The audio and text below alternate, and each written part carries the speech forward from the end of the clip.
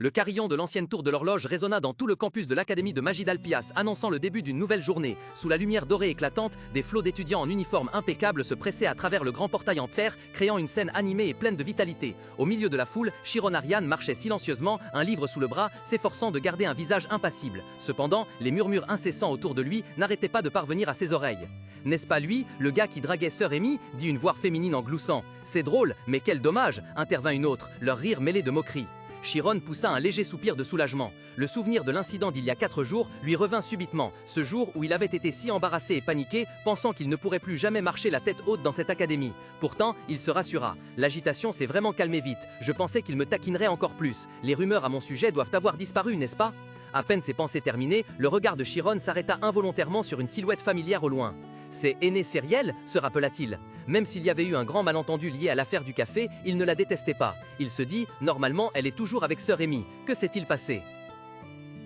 Elle serrait un livre contre elle, mais son esprit vagabondait loin, empli d'inquiétude. Soudain, une voix familière retentit, interrompant le fil de ses pensées. « Sériel, mon aîné !» Sériel se retourna brusquement et poussa un cri perçant en reconnaissant Chiron, la personne qui venait de l'appeler. Paniquée, elle attrapa Chiron par le col, ses yeux violets remplis de peur et de confusion. Elle l'interrogea avec insistance. « Pourquoi es-tu ici ? Et Amy, Amy, de quoi parles-tu ? Regarde ça, n'es-tu pas blessé du tout ?» Elle enfonça un papier dans la main de Chiron. Ses yeux bleus s'écarquillèrent de surprise en parcourant les lignes manuscrites. Il balbutia. « Qu'est-ce que c'est ?» Le contenu de la lettre le laissa bouche bée. « Je retiens Chiron. Viens au hall d'entraînement numéro 14 avant 18h, sinon je le castrerai. Si tu en parles à un professeur, je te ferai regretter toute ta vie. » Un frisson glacial parcourut l'échine de Chiron en lisant la signature au bas de la lettre. Il était stupéfait, son esprit tourbillonnant de questions. Ai-je été kidnappé ? Et qui est cette personne ? Le mage noir ?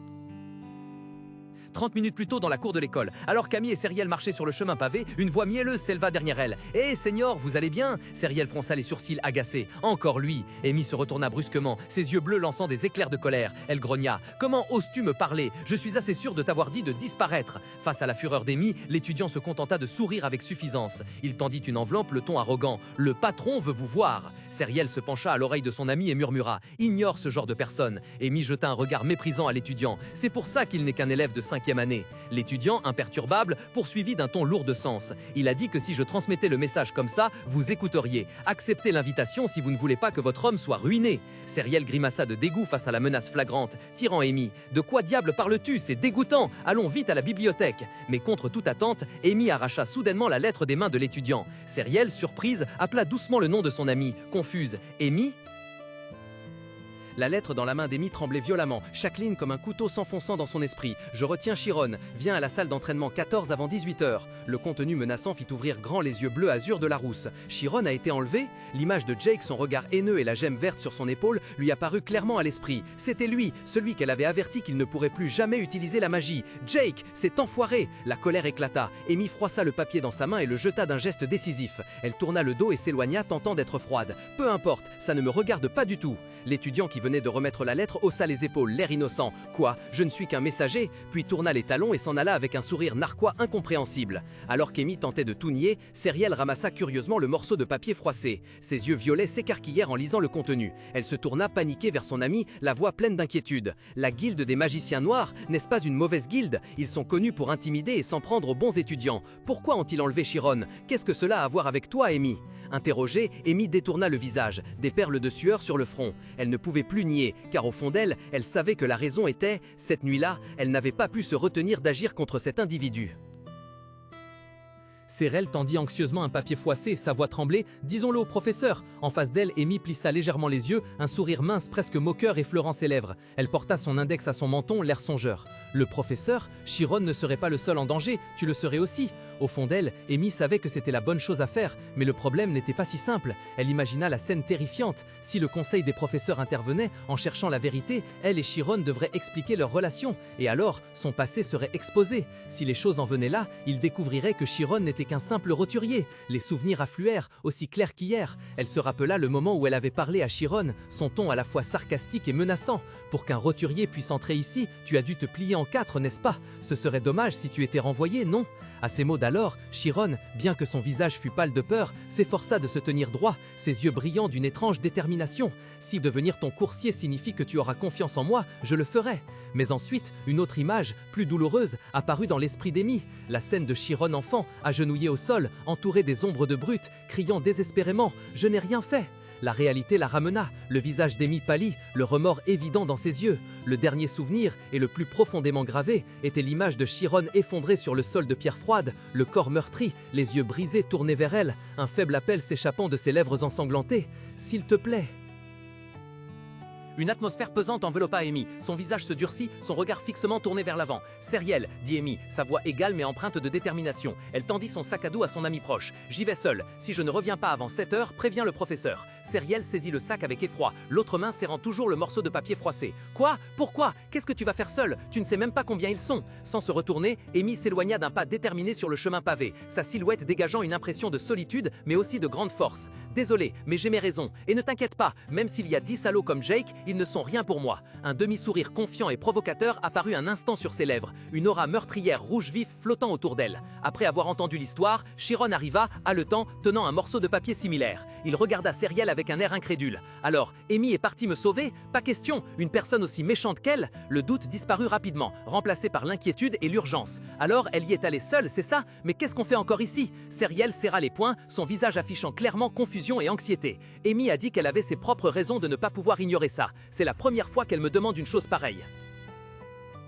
Le delivery réfléchissait, tapotant son menton. Seriel m'a dit d'attendre jusqu'à 7 heures, pensa-t-il. Sûrement une situation inévitable. Plus une heure de marche pour être sûr. Il jeta un œil à sa montre de poche, l'aiguille de l'heure pile sur 6. La raison pour laquelle elle ne voulait pas en parler au professeur est pour garder nos secrets. Nos secrets sont entrelacés. Cela signifie que les yeux azur de Chiron s'écarquillèrent soudainement alors qu'une pensée inquiétante surgissait. Serait-il possible qu'elle y soit allée seule pour protéger nos secrets? Cette prise de conscience fut une douche froide. Il se leva précipitamment, attrapant sa mallette. Je dois y aller aussi. Seriel, surprise par l'action soudaine de Chiron, « Seigneur, s'il vous plaît, attendez l'heure convenue, dit-elle, en laissant tomber son sac sur le banc. Chiron s'élança comme une flèche, sa cape noire flottant au vent. Le 14e terrain d'entraînement est du côté de la montagne, se dit-il haletant. Vais-je arriver à temps? À ce moment précis, une silhouette sauta soudainement dans les airs, venant de derrière. En courant comme ça, quand arriverons-nous?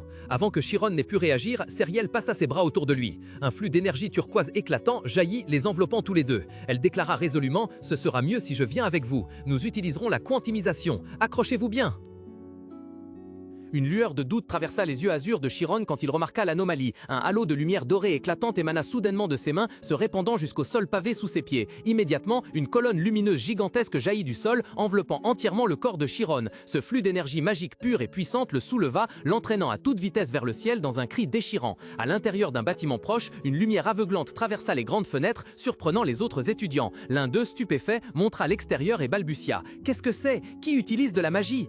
Propulsé au sommet de la colonne de lumière, Chiron était encore étourdi, n'ayant pas eu le temps de comprendre ce qui se passait. Mais alors, la sensation d'apesanteur disparut brusquement, remplacée par une chute libre terrifiante. Une horreur absolue se lisait dans ses yeux lorsqu'il réalisait qu'il fonçait droit vers le sol. Le cri désespéré de Chiron déchira l'espace alors que la dense forêt en contrebas s'agrandissait comme sur le point de l'engloutir.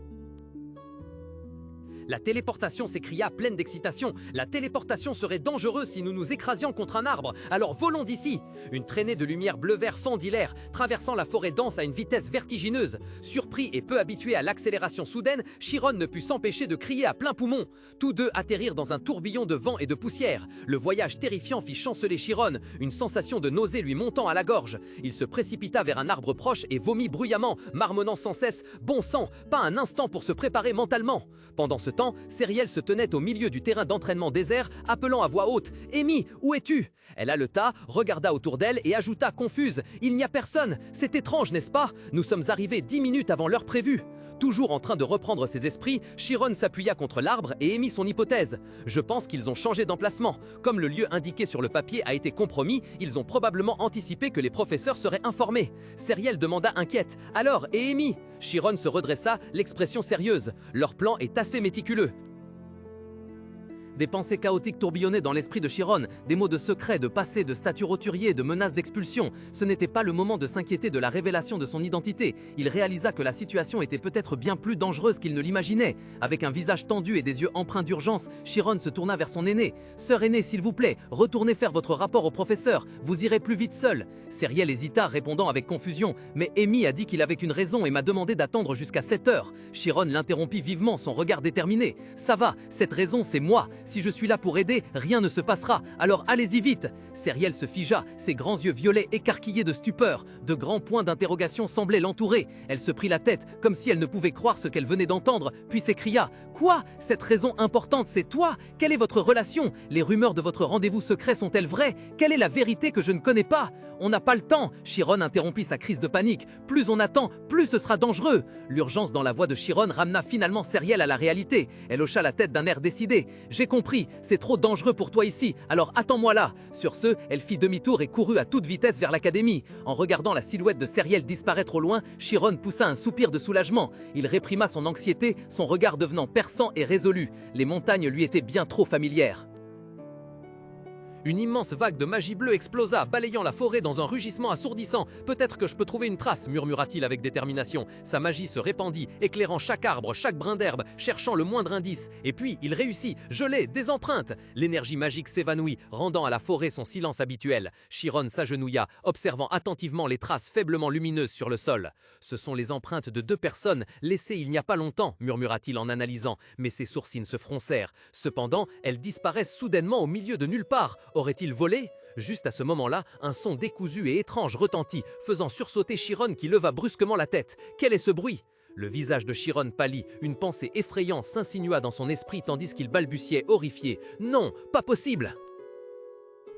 Le soleil couchant tombait, teignant un pan de ciel lointain d'une couleur orange vif et scintillante. Chiron s'arrêta soudainement, une prémonition inquiétante se glissant dans son esprit et le poussant à se retourner. Ce qui frappa son regard, au-dessus de la chaîne de montagnes lointaines, fut une colonne de fumée noire et dense s'élevant en spirale vers le ciel, un spectacle inhabituel et alarmant. L'expression sereine sur le visage de Chiron disparut instantanément, remplacée par une tension et une anxiété extrême. Que s'est-il passé? La question résonna dans sa tête. Il devait s'y rendre immédiatement. En un instant, la connaissance des différentes magies de déplacement lui vint à l'esprit. La téléportation, une magie de type lumière, ne permettait de se déplacer que sur une courte distance de 10 mètres et n'était pas adaptée à une telle envergure. Le choix bien plus plausible était le vol. C'était une magie de type vent, combinant 2 types de magie de manière équilibrée et largement utilisée par de nombreux sorciers pour sa facilité d'accès. C'était ainsi qu'il pourrait rapidement atteindre l'origine de cette colonne de fumée.